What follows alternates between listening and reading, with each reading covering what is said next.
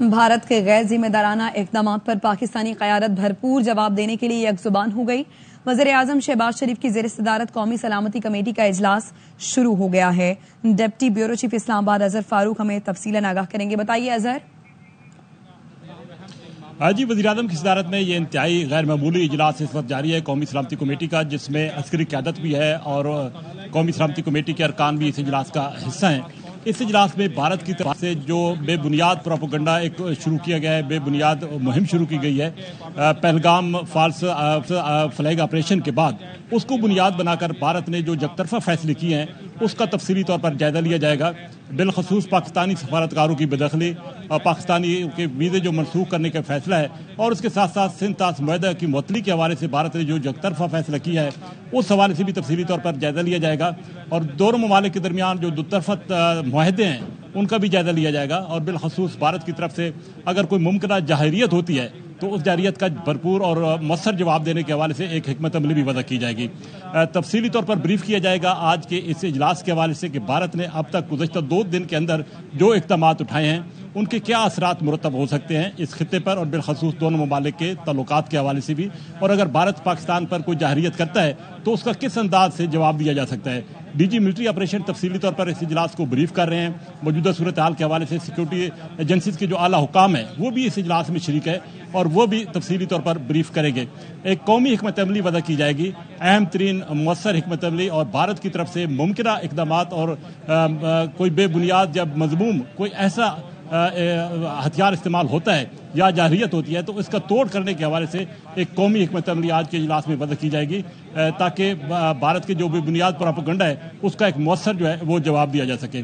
تو قومی اور عسکری جو قیادت ہے وہ آج کے اس اجلاس میں شریک ہے۔ قومی سلامتی کمیٹی کا انتہائی اہم ترین فورم ہے جس میں تمام تر ایشوز ان کا جائزہ لیا جائے گا، اور اس کا جائزہ لینے کے بعد ایک مؤثر حکمت عملی جو ہے اس کی اناؤنسمنٹ سامنے آئے گی۔ اس کی اناؤنسمنٹ سامنے آئے گی۔ بہت شکریہ اظہر، آپ نے تفصیلاً آگاہ کیا۔ بات کریں گے سابق سفارتکار جلیل عباس جیلانی صاحب ہمارے ساتھ موجود ہیں۔ سر، بہت شکریہ ایئر وائی کو وقت دینے کے لیے۔ بھارت جو جارحیت کر رہا ہے، پاکستان پر بغیر ثبوت الزامات کی بوچھاڑ کی جا رہی ہے اور غیر قانونی اقدامات بھی کیے جا رہے ہیں بھارت کی جانب اس پر قومی سلامتی کمیٹی سے کس طرح کا جواب جانا چاہیے سر؟ جی،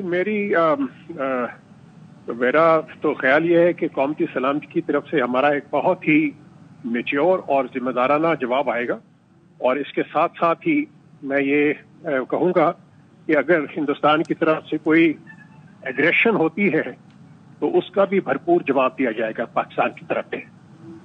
اور ہندوستان نے جو اپنے اقدامات لیے ہیں کل، وہ میرے خیال میں وہ بہت ہی امیچور اور غیر ذمہ دارانہ انہوں نے اقدامات لیے ہیں۔ میں اس لیے کہہ رہا ہوں کہ انہوں نے مثلاً جو انڈس واٹرز ٹریٹی کو ہیلڈ ان ابینس کیا ہے، یہ نہ صرف ڈپلومیٹک آداب کے خلاف ہے، یہ انٹرنیشنل لا کے خلاف ہے، اور اس سے نہ صرف خطے میں ایک بہت بے چینی پھیلے گی، کیونکہ ہندوستان کے بے شمار اور ممالک کے ساتھ بھی ایک اسی قسم کے پانی کے ان کے اگریمنٹس ہیں، اور اس سے پھر ایک جو سیکیورٹی ایشوز ہیں وہ بھی ڈیولپ ہوں گے۔ اس کے ساتھ ساتھ میں یہ بھی کہوں گا کہ ہندوستان کی طرف سے جو اقدامات لیے ہیں اس سے اس کا ایک انوائرمنٹل جو امپیکٹ ہوگا وہ بھی بڑا نیگیٹو ہوگا۔ تو جلیل عباس صاحب، یہ کہیے گا، گزشتہ روز بھارت نے یک طرفہ طور پر سندھ طاس معاہدے کو معطل کیا ہے۔ بھارت یک طرفہ طور پر کیسے اس کو معطل کر سکتا ہے؟ سندھ طاس معاہدہ معطل کرنا UN چارٹر اور عالمی قوانین کی خلاف ورزی ہے۔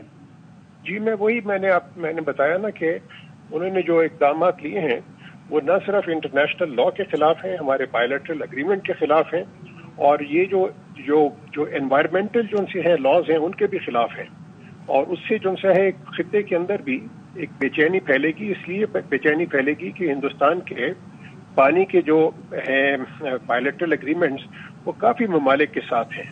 اسی طریقے سے جو انٹرنیشنل لیول پہ جو پانی سے متعلق جو اگریمنٹس ہوئے ہیں اس پہ بھی اس کا بڑا ایک نیگیٹو امپیکٹ ہوگا، اور میں سمجھتا ہوں کہ یہ قدم لینے سے ہندوستان نے جو امیج تھا اس کا وہ بہت بری طریقے سے ٹارنش ہوگا۔ ٹھیک ہے، سابق سفارتکار جلیل عباس جیلانی صاحب ہمارے ساتھ موجود، بہت شکریہ۔